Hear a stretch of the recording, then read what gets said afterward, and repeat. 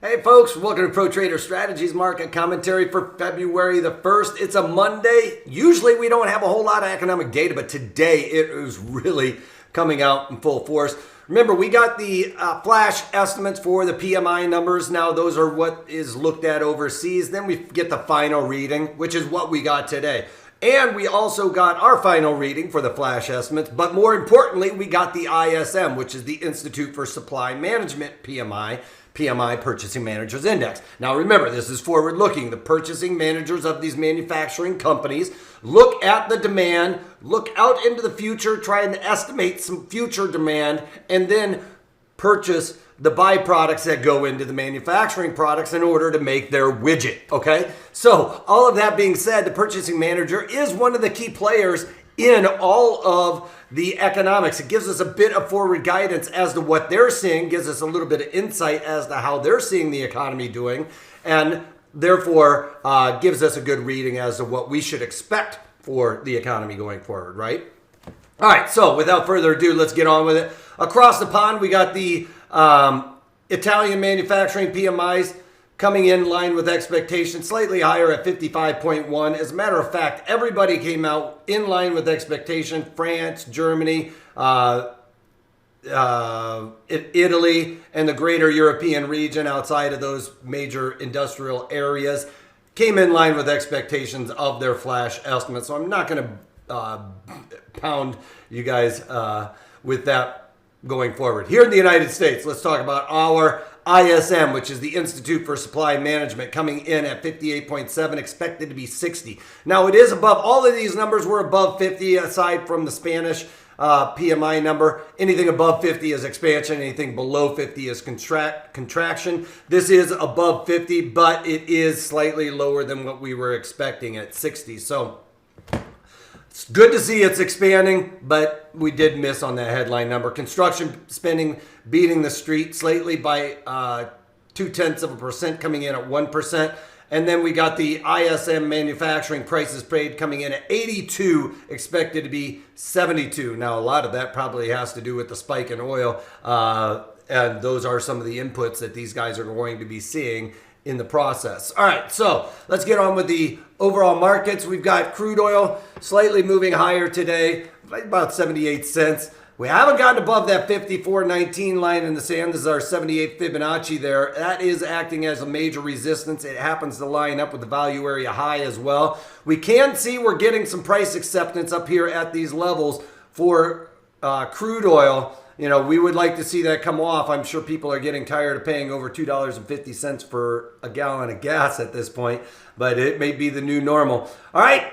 Gold futures moving higher by about $12.90. Something to note here. There is a push on gold and silver from the Reddit traders and the Wall Street bets guys. They're trying to squeeze this market higher. Well, they don't realize that most old crudgety people have this kind of asset at their home and probably are using it as door stops. They're so rich, a lot of these people. As a matter of fact, that is a true story. I know somebody whose wife threw out their brick of silver because it was a green, ugly brick that he had been using as a doorstop for so long. She threw it out saying that ugly brick does not fit with the decor of the house. Well, she threw away a lot of money that day. Anyway, that is a true story.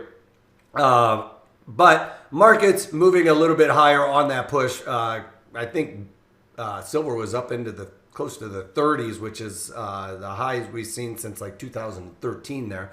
I think 48 was one of the highs that happened right after the financial crisis. All right, and that's off the top of my head, folks. All right, so we've got bonds moving higher by a 0.5 point on the day. Not really much to see here. VIX coming off a little bit.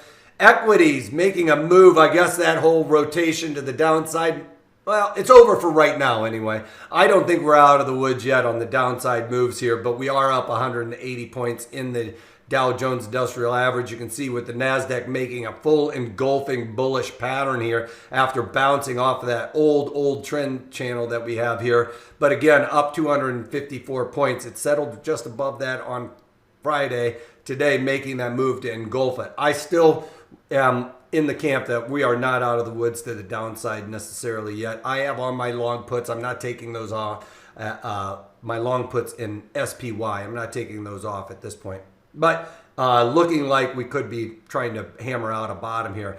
E-mini S&Ps did settle, made a bearish pattern engulfing confirmation to the downside, settled below the 50-day simple moving average. All those things we were looking for a corrective type of situation here. And we've got a move to the upside. Breaking that whole pattern just right when everybody probably thought they were getting ahead of this, reading the tea leaves, and it falls flat. As you can see, we are near the highs of the day. A little bit of weakness right off the open, probably more trying to flush some of these longs out on the overnight trade, but today we are starting to see strength as the day winds out.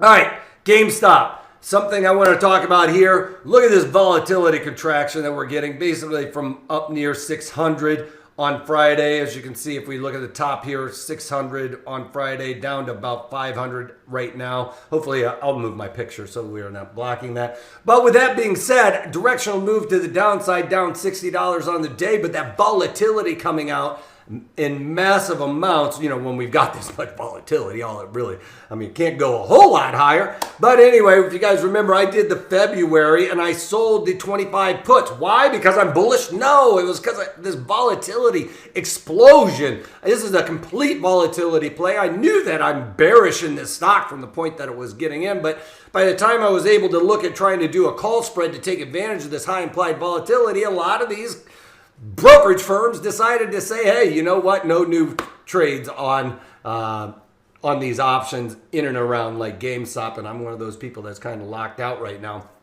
But I was able to cover some of those short puts for a profit. I didn't cover all of them because I wanted a little bit more downside in the premiums here with the volatility coming out. I think that's going to happen. So I in those February, had sold the 25 puts for $2.57. I was able to buy back half of them for $1.75. So made a nice profit of almost $1 on half of that trade. I'm going to let the other ride out for a little bit more and try and get to at least 50% of my max profit. This move to the upside was able, allowed me, and the volatility coming out more so, the volatility coming out, I got this little bit of bounce, so I covered these trades right before the market commentary here, and that's where that bounce, directional move, volatility coming out, turned the tables in my favor and allowed me to get out for half of that position.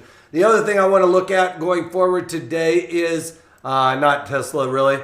Tesla is making some moves to the upside today. Somebody gave them a target of 1,000 again. But what I wanted to look at was the earnings that we're going to have. We don't have any earnings actually today. I'm not going to be able to play those. But basically the rest of the week, we've got all kinds of morning ones. We've got Baba. Baba's coming out tomorrow morning. We've also got probably all of the oil manufacturers. We got ConocoPhillips, Marathon Oil, Pfizer, which I'm probably not going to play Pfizer. Home Depot, I already am looking to play that as well. EA Sports, a couple of other ones. Home Depot, I'll probably end up covering before their earnings there. Actually, I don't think it's Home Depot. For some reason, I wrote down HD, but I don't think that is their earnings coming out tomorrow. I must have written down the wrong ticker because I don't specifically remember that one being on the list. So no, that is not this week. Anyway, a lot of, especially on Thursday, earnings this week. Some big boys. Tomorrow after the close, we got Google, Amazon after the close. Google and Amazon coming in after the close tomorrow. So I need to have a lot of margin on my docket for that kind of trade. And I'm going to hold off to be able to trade those as well. All right, so that's it. That's all I've got for you guys. Please take a moment to go over our disclaimer. As we're an educational company, I'm not here to solicit you guys to try and jump off the cliff with me. We're trying to educate you guys on the risks as well as the rewards, but also how we specifically should be going about implementing option strategies into our portfolio. We aren't just picking them out of a hat here. Like I said, what we're trying to do is give you guys a streamlined process to find the best option strategy for any given assumption. All right, that's all I got for you guys. Other than if you can't take that, take it easy.